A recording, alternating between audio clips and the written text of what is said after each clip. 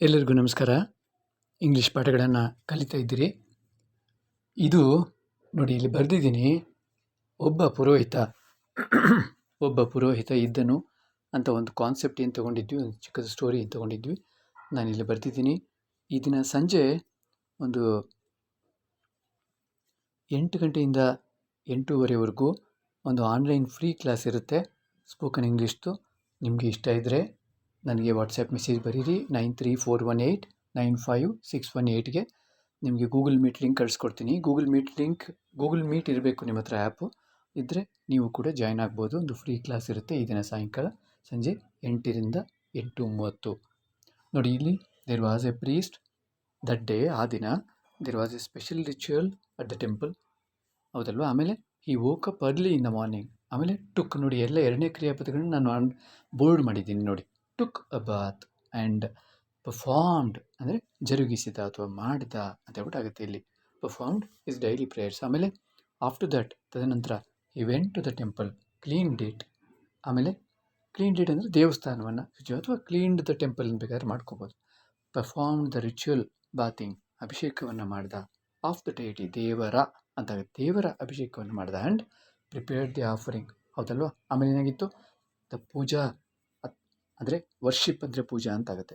And the offering, the naivedya went well, ಚೆನ್ನಾಗಾಯಿತು.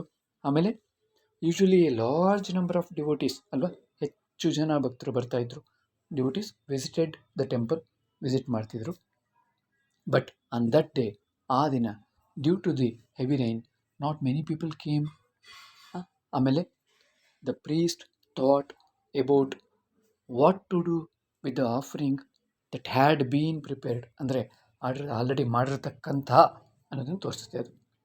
After bowing, ತಲೆ ಬಾಗಿಸಿದ ನಂತರ ಭಗವಂತನಿಗೆ, ಟು ದ ಡಿಯೇಟಿ ಅಂದರೆ ಭಗವಂತನಿಗೆ, ಹಿ ಕೇಮ್ ಔಟ್, ಆಚೆ ಬಂದ, ಹೊರಗಡೆ ಬಂದ. And closed the temple doors. There was an orphanage near the temple. ಆಮೇಲೆ ಹಿ ವೆಂಟ್ ದೇರ್, ಅಲ್ಲಿಗೆ ಹೋದ. ಆ್ಯಂಡ್ ಡಿಸ್ಟ್ರಿಬ್ಯೂಟೆಡ್ ದಿ ಆಫರಿಂಗ್, ನೈವೇದ್ಯವನ್ನು ಅಲ್ಲಿ ಅರ್ಪಿಸಿಬಿಟ್ಟ, ಅಲ್ಲಿ ಸಮರ್ಪಿಸಿದ ಅಥವಾ ಹಂಚಿದ. ಆಫ್ಟರ್ ಡಿಸ್ಟ್ರಿಬ್ಯೂಟಿಂಗ್, ಹಂಚಿದ ನಂತರ, ಆಫ್ಟರ್ ಡಿಸ್ಟ್ರಿಬ್ಯೂಟಿಂಗ್ ಇಟ್ ಅಂದರೆ ಏನಿಲ್ಲ, ಅದನ್ನು ಅಂದರೆ ಯಾವುದು? ನೈವೇದ್ಯವನ್ನು ಅಥವಾ ಪ್ರಸಾದವನ್ನು. ಹಿ ಫೆಲ್ಟ್ ಸ್ಯಾಟಿಸ್ಫೈಡ್, ಆತನಿಗೆ ತೃಪ್ತಿ ಆಯಿತು. And return to his home, ತನ್ನ ಮನೆಗೆ ವಾಪಸ್ ಬಂದ. He was a good priest and great devotion to God, with great devotion to God. ಭಗವಂತನಿಗೆ ಒಳ್ಳೆಯ ತನ್ನ ಭಕ್ತಿ ಇತ್ತು ಭಗವಂತನ ಮೇಲೆ. And he looked upon the devotees with great love, ಅಂದರೆ ತುಂಬ ಪ್ರೀತಿಯಿಂದ ಎಲ್ಲ ಭಕ್ತಾದಿಗಳನ್ನ ನೋಡ್ಕೊಳ್ತಾ ಇದ್ದ. ಸೊ ಇದು ನಾನು ಏನು ಬರೆದಿದ್ದೀನಿ ನಿಮಗೆ ನೋಡಿಕೊಂಡು ಬರ್ಕೊಂಡು ಅಭ್ಯಾಸ ಮಾಡೋದಕ್ಕೆ ಸಹಾಯ ಆಗಲಿ ಅಂತ ಬರೆದಿದ್ದೀನಿ. ಇದು ನಿಮಗೆಲ್ಲರಿಗೂ ಹೆಲ್ಪ್ ಆಗುತ್ತೆ ಅಂತ ಅಂದ್ಕೊಂಡಿದ್ದೀನಿ. ಎಲ್ಲರಿಗೂ ನಮಸ್ಕಾರ.